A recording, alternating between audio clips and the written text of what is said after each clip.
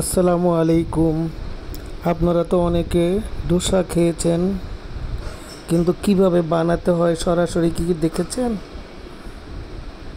এই যে দেখুন, একটু মনোযোগ সহকারে।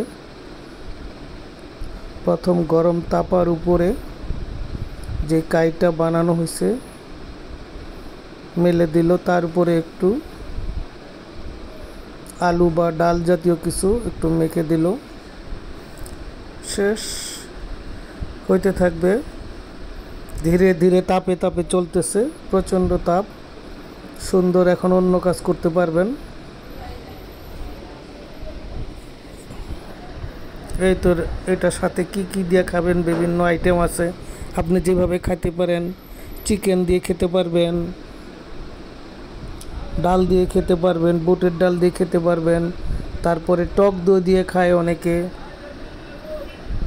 এটা নিজস্ব ইচ্ছা অনুসারে হবে। এদের প্রচণ্ড তাপে হতে থাকবে। এখন আস্তে আস্তে এইভাবে উল্টাতে হবে। গোল করে হয়ে গেল, ডোসা হয়ে যাচ্ছে। ডোসা